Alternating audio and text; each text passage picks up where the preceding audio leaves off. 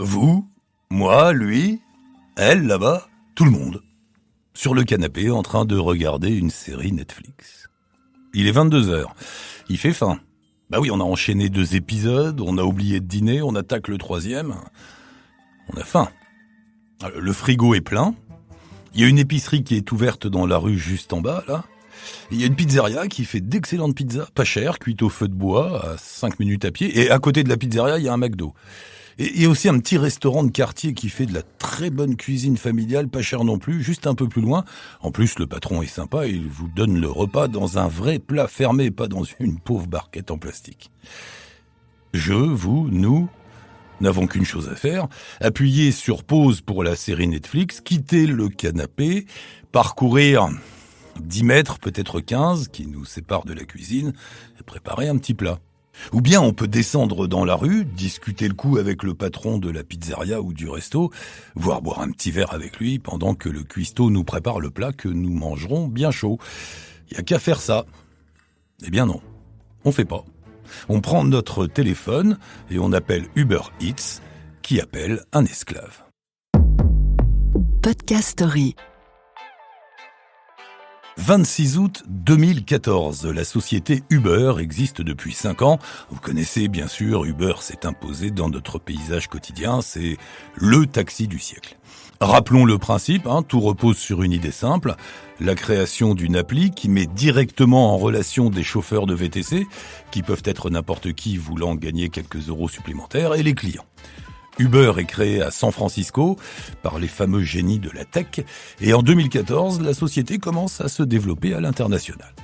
Ce jour-là, donc le 26 août, les clients découvrent une nouvelle page sur le site et l'appli de la société Uber. C'est une page qui présente une nouveauté, Uber Fresh, et s'adresse exclusivement aux habitants de Santa Monica à côté de Los Angeles. On leur propose un menu par jour pour le déjeuner, c'est précis, de 11h30 à 14h30, livré en 10 minutes, par un chauffeur Uber bien sûr. $12 le repas, livraison comprise. Pour l'histoire, sachez que le premier menu de Uber était une soupe rustique au poulet et salade César au cœur de romaine. Le chauffeur ne monte pas chez vous ou dans votre bureau, vous allez chercher le plat devant votre porte. Et pas la peine de donner un pourboire, mettez plutôt 5 étoiles, ça c'est Uber qui le précise bien sûr. Grâce à Uber Fresh, vous ne faites plus la queue au restaurant, vous ne cherchez plus de place de parking, vous ne risquez plus les embouteillages du déjeuner, car à Santa Monica, comme partout à Los Angeles et aux alentours, le moindre déplacement se fait en voiture. Donc grâce à Uber Fresh, vous mangez au bureau un bon petit plat, vous gagnez du temps, vous êtes certain d'être livré rapidement, et en plus on vous offre un cookie. Tout ça pour $12. Succès immédiat. Les patrons de Uber ont vu juste, ils s'adressent à une clientèle de stressés californiens qui bossent 17 heures par jour et adhèrent totalement au concept. La motivation de départ des consommateurs, c'est donc gagner du temps. Rapidement, on étend le service à Beverly Hills, puis tout Los Angeles. Au passage, le concept est changé, terminé le menu unique à $12 et terminé les restrictions horaires. Uber propose aux restaurants de s'inscrire sur l'appli. Ils n'ont plus rien d'autre à faire que la cuisine. Uber s'occupe de leur promotion sur les réseaux, de la gestion et de la livraison des repas. En 2015, le service est lancé à New York, puis Chicago, testé en Europe, en Espagne, à Barcelone. Au passage, on change le nom. Uber Fresh devient Uber Eats. En 2017, coup d'accélérateur phénoménal, grâce à la signature d'un contrat avec McDonald's, qui se lance à ce moment-là dans la livraison à domicile. Un partenariat avec McDo, c'est le coup de maître qui permettra à Uber Eats de devancer largement ses concurrents. Aujourd'hui, les livraisons McDo représenteraient 15% du chiffre d'affaires global de Uber Eats. Au niveau mondial, d'ailleurs, ce chiffre est de 11 milliards de dollars en progression constante, c'est une réussite. Et en plus, l'affaire fait des bénéfices. Ça a l'air évident, mais ça ne l'est pas. Ces entreprises de la high-tech mettent souvent beaucoup de temps à équilibrer les comptes et à gagner de l'argent. Avec Uber Eats, c'est gagné. 8 ans après son lancement, elle réalise 550 millions de dollars de bénéfices. Et là aussi, ça progresse. Et ce succès est particulièrement flagrant en France. Chez Uber Eats, on aime les Français. Le pays de la bonne bouffe, curieusement, adore se faire livrer des burgers tièdes dans des barquettes en plastique. La France représente 7% du chiffre d'affaires mondial de Uber Eats, 42% des Français se font livrer au moins une fois par mois, 45 000 commerçants et restaurateurs sont inscrits pour l'instant, et Uber a réédité le coup du partenariat McDo, mais en France, en passant des contrats avec Carrefour et Casino. La France est considérée comme un pays pionnier, un pays stratégique. Les Français n'appellent plus les restos pour commander, ils vont sur l'appli Uber. Et les restaurateurs d'ailleurs, comment réagissent-ils ? Au début, tout allait bien. Surtout pendant l'épidémie de Covid, le click and collect a sauvé bon nombre d'entre eux. Mais aujourd'hui, la note est un peu trop salée. Uber prend environ 20% de commission, c'est beaucoup. Surtout en période d'inflation et d'augmentation des coûts des matières premières. Du coup, les tarifs augmentent. Et manger un menu livré par Uber vous coûtera in fine 30% plus cher en moyenne que de le manger sur place ou de téléphoner vous-même directement au resto et aller chercher votre repas. Ce qui veut dire mettre la série Netflix sur pause et sortir du canapé, et ça, a priori, c'est compliqué. Et puis, les restaurateurs regardent l'avenir d'un œil méfiant. D'abord, il y a les fameuses dark kitchens. Ce sont des cuisines qui ne servent pas de plats sur place, mais ne travaillent que pour la livraison. Mais ce qui inquiète aussi les restaurateurs, c'est le changement de mentalité dans la profession. La nouvelle génération va-t-elle être aussi attachée au bon goût, au plaisir de la cuisine, aux recettes, au rapport avec la clientèle ? Ou bien va-t-elle céder aux sirènes de la rentabilité, auquel cas l'affaire est pliée ? Selon l'UMI, syndicat de l'hôtellerie-restauration, pour un chiffre d'affaires de 3 000 € par jour dans un restaurant classique, il faut 9 salariés. Le même chiffre chez Uber Eats se fait avec 4 salariés. Si l'on raisonne plus avec un tableau Excel qu'avec un livre de recettes, le calcul est vite fait.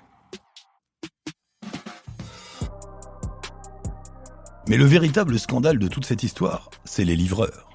L'idée de départ, c'est de proposer un job d'étudiant.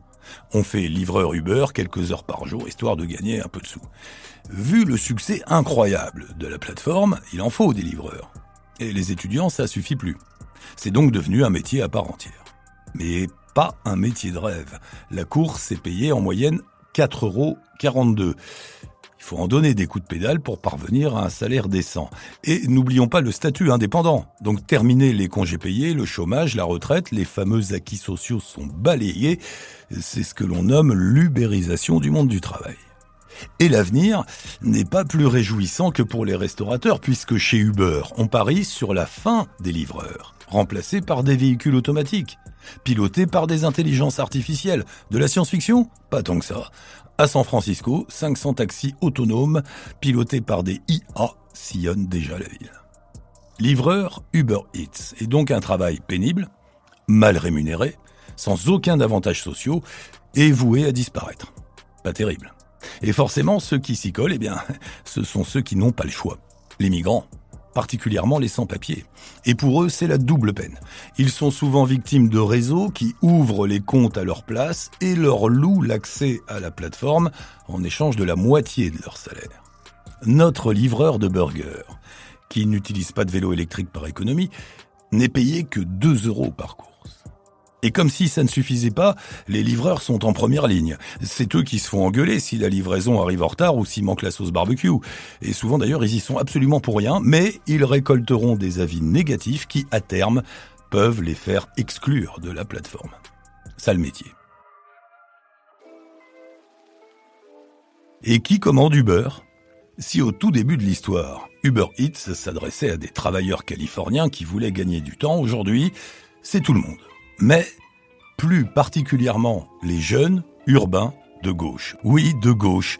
Une enquête a été réalisée pour connaître les affinités idéologiques des consommateurs de Uber Eats et d'autres plateformes du même genre. Ils sont en grande majorité pro-européens, progressistes, diplômés, urbains, et ils votent à gauche ou à l'extrême gauche. Paradoxe total ou schizophrénie, les jeunes qui habitent en ville et donc peuvent descendre en bas de chez eux pour acheter à manger à tout moment, et qui se définissent comme humanistes et de gauche, et donc pour la défense des droits des salariés, consomment du Uber.